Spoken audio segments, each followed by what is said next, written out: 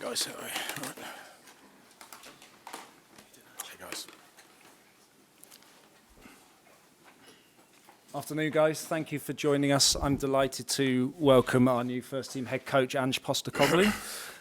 We will start with the broadcast section that's got no embargo, followed by an embargoed section. No live tweeting during the broadcast section, please, and phones on silent. Please indicate to me if you'd like to ask a question. We'll try and get through everyone in the time we have. It's obviously quite busy, but if we could try and keep it to around 3 questions each, that would be great and would allow us to do so. Michael. Ange, Michael and Sky, welcome to Tottenham Hotspur. Thanks, what does it feel like to be the Tottenham Hotspur manager? Yeah, really good. Obviously, it's been a little while now, but yeah, look, delighted to be here. Looking forward to the massive challenge ahead, which I was well aware of before taking on the responsibility, and looking forward to working with the players and the staff, and being part of a really strong competition. It was a brilliant few years for you at Celtic, but at the start of the season, there's a lot of players that left when you joined the club. You had to do a lot of recruitment at the start, didn't you? And is that a bit of patience required from supporters? Look, it's fair to say every sort of position I've had has kind of needed some sort of rebuild, and as you said, I had a brilliant 2 years at Celtic. Loved every minute of it, but it was challenging, particularly at the start. And I don't know if it's about patience. I mean, you can't ask people to feel a certain way or to sort of dampen expectations. I think what I've tried to do wherever I've been, and including Celtic, is allow them to form their own opinion with what they see rather than what I say. And like I said, we had a massive rebuild at Celtic, but I think at the beginning, even though the results weren't there, the supporters could see what we were trying to do and got behind us. And I don't know whether it's going to be a rocky start for us or a good start for us, but either way, my hope and my desire and what I'm going to try and do is give our supporters hope and belief that we're going to embark on something special. You made some exciting signings already, and it could be a big-ish squad, so some undoubtedly will leave too. In terms of the short-term planning, are there certain players like Harry Kane where you have to say he's got to stay, he's part of my plans, it's imperative? So it's question 3, and it was Harry, was it? Okay, we were running a pool with the coaches. I think Mile Jednak won actually. I had over 6 because I thought you'd care more about me than Harry. But no, look, I think in terms of the squad, as I said, it's fair to say I think the reason that I'm here is because the club is seeking change. Change in direction, change in the way we do things, and that usually transpires in the change in personnel, squad, and players and staff. And within that context, my role right at this minute is to deal with what's in front of me, the certainties I have, knowing that there are going to be many uncertainties, and trying to tick off one by one, the path forward for us, and that is, what our squad's going to look like. May take a little while until the season starts before we have clarity on that, but within that, I can't wait for that moment to start working. We've started already. Thank you, bud. Becky. Hi, welcome to the Premier League. Becky, I was from the Premier League. Was it always your goal or ambition to work in the Premier League, and how much are you relishing challenging your philosophies, tactics against the other managers? I can't say it was a goal. I've come literally from the other side of the world, so it's kind of been I've just wanted to experience as much as I can throughout my career and see where that takes me. And every challenge I've had is I've enjoyed, I've embraced wherever I've worked, whether that's in different countries, different leagues, national team or club football. But the Premier League is the strongest competition, as you said.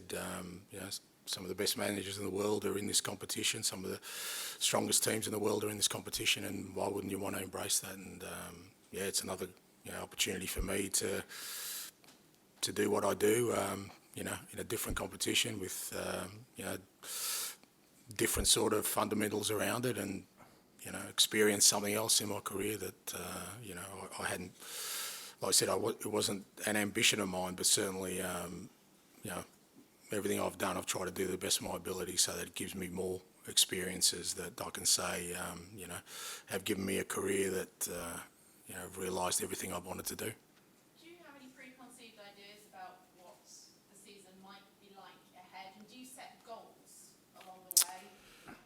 No on both, because I think going in with sort of preconceived ideas might be limiting, as is making goals. I think,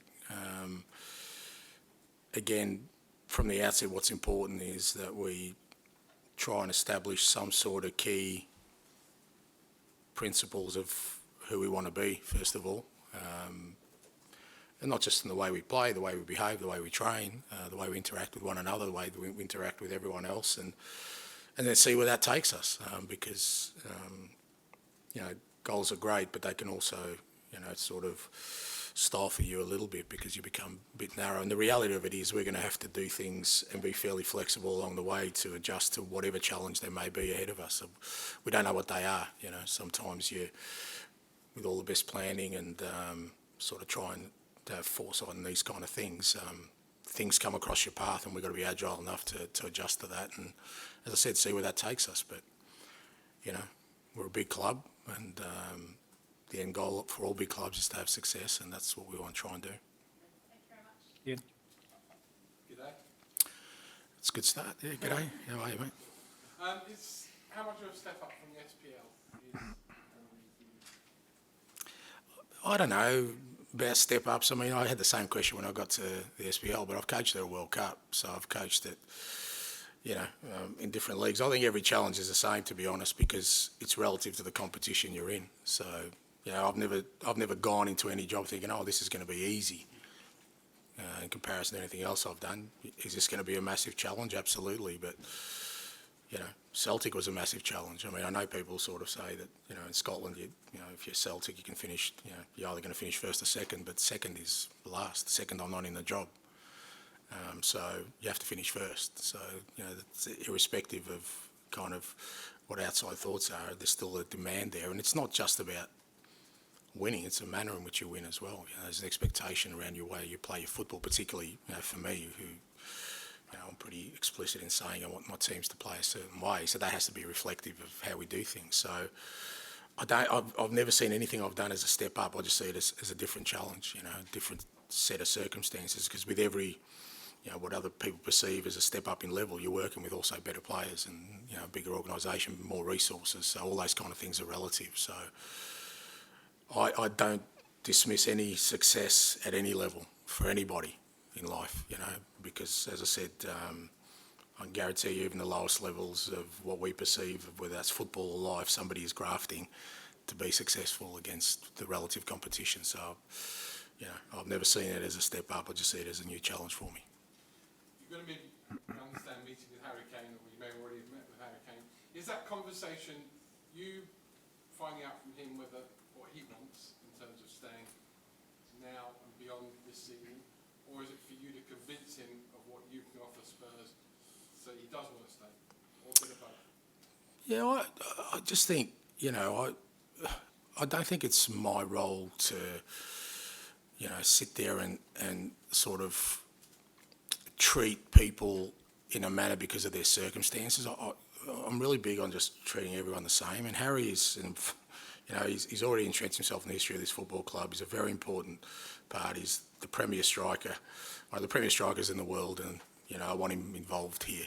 My conversation with him will be about how we can make this club successful, and I've got no doubt that that's what he wants as well.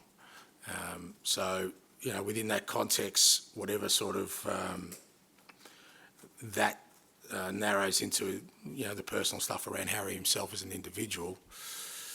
If the conversation takes it that way, we'll take it that way. But I doubt it's going to be, defining in the manner that I think people think it's going to be. It's not going to be a conversation where, we walk out of that room, we've got sort of an understanding, because I don't want that kind of conversation. What I want is to introduce myself to Harry, to give him a sort of vision for the football club, to get an understanding from him of what he thinks this football club needs to be successful.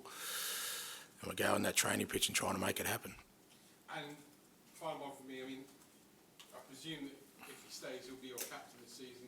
What's happening with Hugo Lloris and some other maybe senior players that we understand or be led to believe might be leaving the club this summer? Yeah, as I said, even that, sort of around the captaincy and that, it's not at the forefront of my mind right now. What's at the forefront of my mind is trying to establish the direction we're going to go as a football club, and trying to be as clear to people about that, about me and all these kind of things, because if I start thinking about that kind of detail right now, I'm going to miss, the opportunity to really establish some of the, like I said, fundamentals of what I want us to be. And in terms of the squad, look, we're in that stage like most clubs where you kind of know that there will be activity between now and the start of the season, the end of the window, and there will be some players who won't be here and other players who will come in. Again, in my mind, I try and treat that with the understanding that until something's certain, I'm not going to commit myself either way to, whether a player's going to be here or not, because again, no point wasting energy on something that may or may not happen. So, so far the lads we've had in have been excellent. The way they've approached things, the staff have been brilliant in sort of adapting and implementing the things I want, and we'll keep moving along. We'll get all the rest of the sort of group back in the next couple of days, so it'll be great to see everyone in the building. Thank you, mate. Sammy. Hi, Ange. Saif Rubie Sports. I wonder, what did you make of some of the fans' reaction to your appointment? Some of them took to social media to show that they're not happy with this appointment. Does that make you feel as a challenge you need to prove to them that you can do that? I've never taken social media as a barometer of me as a person. I'd hate to think anyone does, because there's more to life than who we are. Unless you've actually polled every single Tottenham supporter around the world and you've come out with a defining majority that don't want me here, I'd suggest that what comes out of social media. Look, I think supporters with every appointment have their right to reserve their judgment.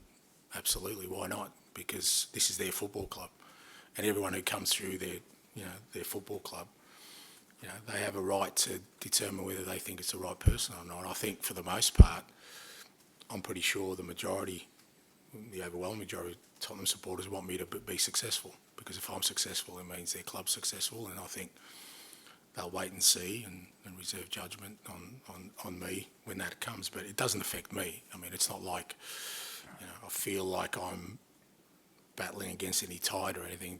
To be honest, I've felt overwhelming support since I've been here. The people I've come across, outside of here have all been very supportive in terms of, Tottenham fans. So, rather than sort of troll through social media to find, what's said about me, I'll go on the feeling I have at the moment. On Harry Kane conversation, did you seek any assurance from the club about him staying or not? And him staying or not will have any impact on what can you achieve this season? No, I haven't had any assurances, and I wouldn't expect any assurances, because again, with these kind of things, you're never dealing in definites or, in certainties in anything in life. So, and I've never, again, it's just my nature that I kind of go along and try and concentrate on the things that I know right now. And what I know right now is that, Harry's part of this squad, and, he's looking forward to coming back to training and getting amongst the players and back in here, and we start working together. And again, if I spend too much time worrying about the impact that it may have either way, I'm going to miss trying to build a team, because ultimately that's what's going to make us successful. If we build a team that plays football a certain way, that's going to be, and I'm not going to, sort of miss this initial opportunity to lay down what I know is going to be important in the long term. What's going to be important in the long term goes beyond individuals. It's more about overriding sort of philosophy on, who we want to be as a team and the key people within that. Ali. Sorry to start with a bit of a personal one. I just wondered, over the years, you've said that you've built football clubs to kind of make your dad proud and the way you play football. But you've also said that he was quite a difficult man to please at times. I just wondered what he would have made of you now becoming the manager of Tottenham Hotspur in the Premier League. Yeah, look, of course he'd be overwhelmingly proud, but, he'd be making sure that I was successful. And, look, I've spoken about, my dad a lot, and it's only as you get older and, you kind of realise the impact that your upbringing has on you. You become a parent yourself, and you kind of experience different things, and certain things rattle around in your head that maybe as a child you kind of dismissed, but he had a dream for his son, and I think in his mind, provided I did what he said, I was going to reach that, and sometimes I wasn't really happy with that. I wanted to do my own way, and I've charted my own path in many ways, but it's not just for my dad, my mum, my family, all the people who make sacrifices. It's not just for me. Anyone who's kind of reaches a certain level in their profession knows that they've done it on the back of, as much as your own sacrifice, other people's sacrifices, and you kind of hope you want them to take pride in the fact that you wouldn't be sitting here today without their support and like I said, in my parents' case, the sacrifices they made. And one player the fans are kind of fascinated, I think, to see whether he has a future under you is Tongi on Dembele. Can I just ask you what it's been like to work with him in this first week or so, and is he going to be part of your plans this season? Yeah, Tangi's been good. He's he's working hard at training. But to be fair, they all are. They've got no option. Again, I take things as I see them, and for me, he's obviously a very talented footballer. He was part of a team that won the Serie A last year. So, and within that context, I'm pleased to have him here and part of the group. What that means long term, again, I'm not going to get into the definites of that because a lot of it will depend on sort of how the team how he shapes up. He may decide this is not for him. I'm not sure. It goes for any player, but like I said, the group we've had in so far have been really good in just embracing the change in direction and the way we're doing things. And as I said, once we get all the other guys in, it'll be great to see how everyone measures up, and the decisions will be made.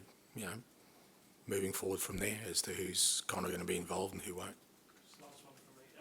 Obviously, there's going to be some players that maybe don't go on the tour for a variety of reasons. Are there any that can't go or are doubts just purely because of injuries? Not at the moment. We do have a couple who obviously Rudiger has obviously got his injury. He's still a little bit off. Fraser Foster's got a bit of a back injury, which probably means he won't travel because he won't be able to participate. There's a couple of others who are kind of touch and go at the moment. We'll just see how they go next few days. It's about taking guys. I mean, for me, it's I'd really like as many of the group along as possible because it's the best way to figure out how we set up our environment and sort of the culture around the group if everyone's there. But if it's going to be beneficial for some guys to stay back, we'll make that decision. I don't think there'll be too many that be in that sort of boat at this stage. George? Okay. James Madison, when he signed, said that different Tottenham. In your mind, how do you want Tottenham to play this all comes in? I guess without, again, sort of having too defined an approach to that is, I think anyone who kind of charted the course of my career will know that if you watch my teams play, they all have the same sort of basic elements in that, and that is, we want to be aggressive, we want to take the game of the opposition, we want to try and win every game of football, which I guess is not unique. Everyone wants to do that. It's just the manner in which we go about it and we will go about it is that we want to be a team that tries to dominate games of football. Now, what that's going to look like, obviously my history is a bit of a predictor to that. And I've been pretty consistent in playing that way whichever level I've been at, whether that's domestically, international level, or in different countries or different competitions. So, everyone all right? Yeah. So, what this Tottenham team's going to look like, again, I don't want to limit that because I'm using different players here, some fantastic footballers. It could be something brand new that even I haven't put together before, hopefully, that's successful. But the elements of it will be that we want to be an aggressive team, a dominant team, a team that takes the game to every opposition, home and away. I think, for me, the history of this football club kind of suggests that that's the best fit for it. But, having said that, it doesn't mean it's the only way you can have success, but that's the way we'll be trying to do it. And obviously, you're hugely excited by this challenge. I'm guessing over Yeah, it was a tough decision. Look, it's a special football club, and it's you know, if you've got a bucket list as a manager of football clubs you probably want to manage, that's probably one of them, because the supporters are and you know, just you know, as I said, they're not really supporters. They're, you know, the club is an extension of them as a family, and we had a brilliant 2 years, a great group of players, great staff. You know, we had some fantastic success and some great moments within that, and you know, I'll cherish them. But you know, I'm the kind of guy who always loves a challenge. I love a build. I love a rebuild. That's where I feel I'm at my best. And you know, this challenge, when it came along, I just thought it had all the elements of what I need to get going again. And you know, I know, you know, Celtic have appointed Brendan Rodgers, who's an outstanding manager. They'll continue to have success. They've got great players there. They've got, you know, great infrastructure, and like I said, it's a great football club. It's I was very fortunate to be allowed that responsibility for a couple of years, and now my goal is to try and make some special moments here, and create something special for this great football club as well. And I think you said before, it can take time for your philosophy to get into the players.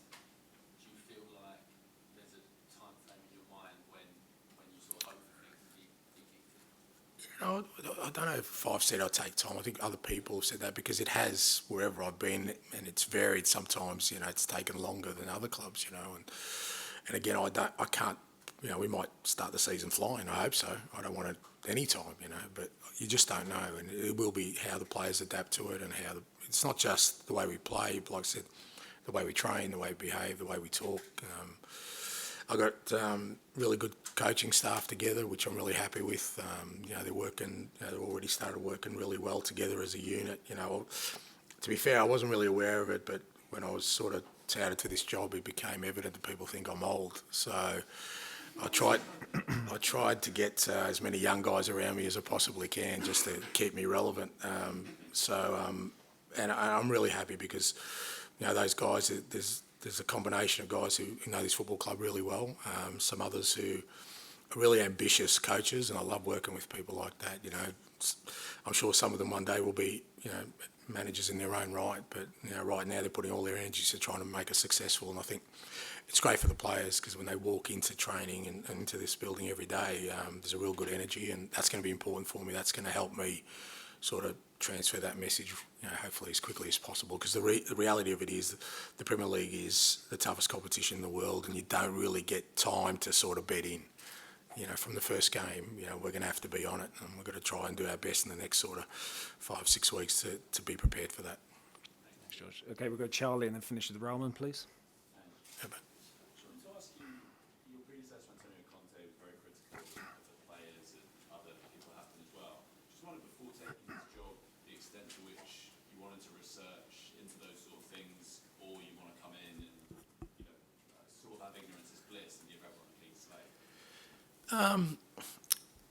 yeah, ignorance is bliss. I don't know if that'll work in this kind of role. I think you try and sort of understand as much as you can, you know, what you're walking into. But what I've found wherever I've gone, and you know, like I said, I've been fortunate enough with kind of my coaching journey that I've experienced many different things, and I've learned to understand that no two places are the same, and you cannot try and then fit one mould into everybody in every organisation and every sort of group you have. And you know, I've always found it's better for me to walk into a place and kind of get a feel for it myself and see how that sort of affects my thinking and my decision making, rather than come in with a fixed mindset of saying, because you do, obviously whenever you get a new role, there isn't a shortage of opinion on, you know, what's right and what's wrong, and what needs to be fixed. But you know, all those things are my responsibility, and I always feel it's better I get a feel for it, because you know, you can't judge other people and what they say and what they do, because until you walk in their shoes. So for me to sort of look at sort of whether that's Antonio or any other manager who's been in this position and try and judge their actions on the way I would sort of react to something is wrong, because I'm not there. You know, the same way I wouldn't like it if anyone kind of was, you know, judging my performances on what I said without understanding the full context. So, you know, I walked into this role understanding the challenge that's before me, looking forward to sort of embracing it my way, doing things my way, and not sort of being bogged down by too much of the historical context of that. With that in mind, what are the things that have surprised you since taking the job? I don't know if anything surprised me, but I think I just enjoy taking in, every new environment and the people that are within it, and trying to sort of understand, like I said, how that will affect me and what I want to do. That's so, so far, everyone's been, as you'd expect, everyone's welcoming because they all want to sort of be part of it. So you don't expect to walk in and not be welcome, but everyone has been very welcoming. And I think more importantly, everyone's been open-minded about the way we want to do things, and hoping to get some direction from me, which is great because that's what that's what I'm here to do. But you see the size of this football club and its fan base. You kind of understand as an outsider, but when you're in it, you feel that sort of enormity and that responsibility even more so. So from my point of view, it's just about trying to get in my head a real clear picture of the way forward. And the quicker I got that sort of clarity in me, then the easier it'll be for those people around me to understand what we're going to do next. What have been your key messages to the players? Just about that, just about being open-minded and sort of not being, bogged down too much by expectation or like I said, history. Just understand that we are going to go down a different road, do things differently. Not because, I think it's better, because it's me. That's who I am. I'm different to the other managers that have been here, and I'll do things my way. And the more we have people have buy-in with that, the quicker we'll get to where we want to, because when there is resistance, it just slows the process down. But what I've made clear is it won't change the process. It won't change where we're going. It won't change me. It won't change the way we do things. It'll just maybe derail it for a little bit, and it won't derail it for long because I won't allow it. So the quicker they sort of jump on the train, the quicker we'll get to our destination. So that's been my message, and again, allowing people to sort of be themselves as much as possible, because when somebody new comes in the building, I don't want people to sort of be that uptight that I don't see the real them, and I try and hopefully put people at ease so they can be themselves, and then we can sort of create the kind of environment that hopefully allows us to do what we need to do. Okay, Roman, we'll finish the section with you, please. Hi, Ange. Welcome to the Premier League. Thank you. You've taken over a Tottenham side without Champions League football, without Europa League football, and Conference League football, finishing 8th in the Premier League. What will be success for you this season? You've painted a pretty bleak picture there. I was excited about this role. I think, but to be fair, without sort of being dismissive of it, that's why I'm here. That's what I love about it, is that all that is not here, and that's what I want to bring. I want to bring success to this football club. I want to bring European football to this football club. I want it to be where it deserves to be, and that's as much as the excitement around joining a massive football club in the best competition in the world was attractive to me. The biggest thing about it was that there's an enormous challenge here. I love that. That's what I've done my whole career. Every club I've taken over after it's had a disappointing season or disappointing seasons. Because I think, for me, that's the thing that I've cherished most of my career, is to do things that will last, make a difference, to create something that hopefully stays beyond my tenure, because I won't be here forever. So that, the kind of scenario you painted of where we are at the moment is what attracted me most about this role. What a great challenge, but what a great story if we get it right. So what does success look like? I think the fans will tell me that. They'll tell me that at the end of the year.